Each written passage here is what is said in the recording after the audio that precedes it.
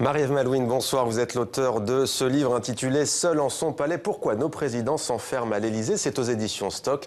Je précise aussi que vous êtes la présidente de la chaîne parlementaire LCP. J'aimerais d'abord vous montrer une image avant de rentrer dans le détail de votre livre, Marie-Ève Malouine. François Hollande est en ce moment en Amérique du Sud, vous le savez. Après le Chili, il est en ce moment à Bogota, puis d'ailleurs aujourd'hui dans les zones démobilisées des FARC. C'est d'ailleurs le premier chef d'État à s'y rendre depuis la signature de l'accord historique. Qu'est-ce que ça vous inspire, cette image, au moment où le PS désigne son candidat à la présidentielle dans une primaire plutôt mouvementée? On a presque le sentiment qu'il est bien là, François Hollande. Disons que pour le moins, c'est un président de la République qui prend ses distances avec cette primaire à laquelle il aurait pu participer, mais finalement il a renoncé et donc il tourne le dos vraiment à tous ces enjeux de politique et de partis actuels qui font vibrer tous les socialistes et un peu au-delà. Alors je disais mouvementé, quel regard portez-vous? Je précise tout de même que nos téléspectateurs, nos téléspectatrices vous connaissent sans doute bien. Vous avez été pendant de longues années la chef du service politique de France Info, d'où pour nous ce côté intéressant d'avoir votre point de vue. Cette primaire du Parti socialiste de gauche, mais essentiellement du PS, elle est mouvementée. Elle est mouvementée, se déroule dans un contexte où il y a deux candidats à la gauche et à la droite du PS qui sont plus actifs déjà en campagne. C'est Jean-Luc Mélenchon et Emmanuel Macron. Donc elle se déroule un petit peu dans son cercle, dans sa bulle un petit peu, on a l'impression. Et donc c'est une primaire qui, de mon point de vue, comme toutes les primaires, est un piège. Et je pense qu'elle divise les primaires au lieu de rassembler ce qu'elle souhaiterait faire. Mais c'est aussi ce qui aboutit à cet isolement du président quand il arrive à l'Élysée, c'est qu'il n'est pas porté par la primaire.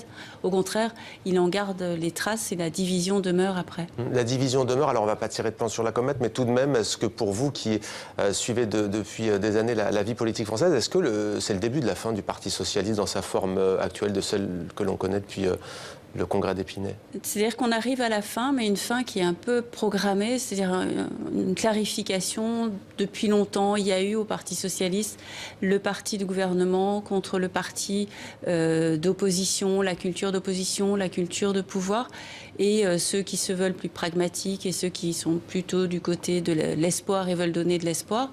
Et cette clarification ne s'est jamais opérée réellement dans le cadre du parti, et là, elle s'opère à travers une primaire dans un laps de temps assez resserré, avec des gens qui sont partis sur les côtés. Jean-Luc Mélenchon était au Parti socialiste auparavant. Emmanuel Macron était dans un gouvernement ouvert, des socialistes ouverts aux écologistes, mais un gouvernement gouverné et dirigé par un socialiste.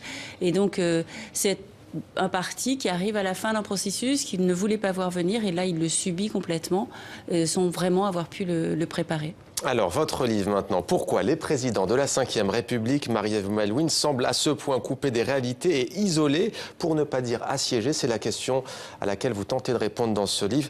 Première piste, quelle est-elle? Pourquoi cette malédiction française, entre guillemets? Il y a tellement de raisons.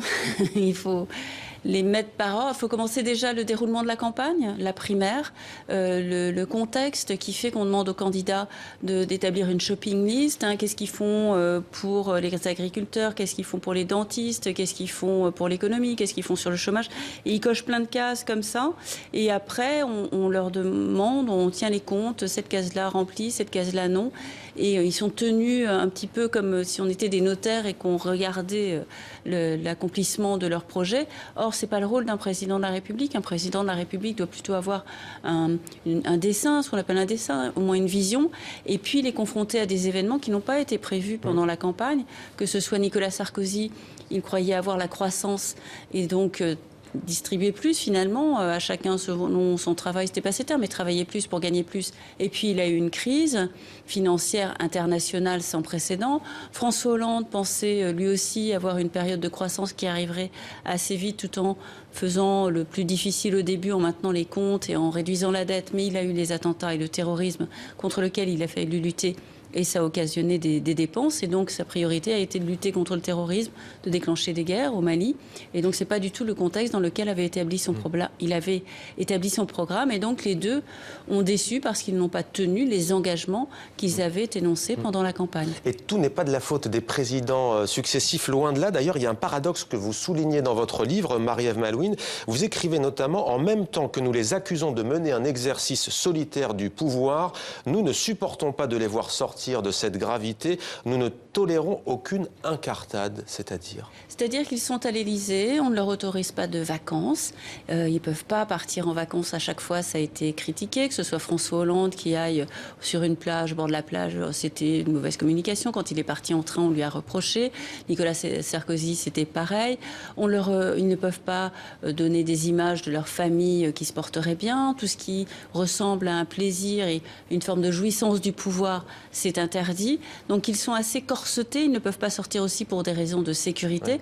Et donc par nature, même ils si perdent... François Hollande l'a fait avec le scooter, hein, notamment. On voit dans quelles conditions pour ne pas être reconnus. Ils ne peuvent pas sortir dans la rue ni même retrouver ce contact avec le terrain, leur circonscription, qu'ont tous les hommes politiques et qu'eux ne peuvent pas exercer. Donc ils perdent ce contact direct et presque intuitif avec le terrain et on leur reproche en même temps d'être trop isolés alors que dès qu'ils sortent, on les filme, on les enregistre prêts à sanctionner la moindre faute, la moindre erreur de vocabulaire, de langage, ou quelqu'un qui, comme Manuel Valls, le gifle, ça fait le tour des médias, ça devient l'événement. Ça va très vite avec les réseaux sociaux. Ouais. Ça les encourage à être extrêmement protégés, encadrés et ne plus avoir de contact direct avec les gens. Alors vous visitez dans ce livre tout un pan de l'histoire de France, il y a notamment question du général de Gaulle.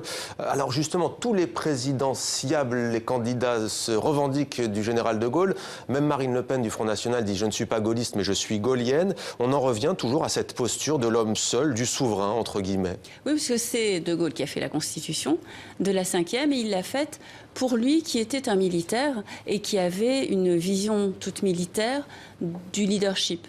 Et il avait théorisé cela dans Le fil de l'épée, un livre qu'il avait écrit avant l'appel du 18 juin, bien avant. Et le militaire, le chef militaire doit se tenir au-dessus de la mêlée, parler peu, parce qu'on vénère peu ce que l'on connaît trop bien. Et il s'exerce une espèce de devoir de réserve. Il part seul pour réfléchir. C'est ce qu'il fait quand il va à Colombey en 68. Et donc c'est lui qui a donné sa marque à la Constitution française, qui reste très présidentialisée, et d'un président sur la hauteur. On le voit dans les commentaires, le président reprend toujours de la hauteur. Et c'est la marque gaudienne qui demeure alors que l'époque a totalement changé. Merci beaucoup Marie-Ève Malouine. Seule en son palais, merci d'avoir répondu à nos questions.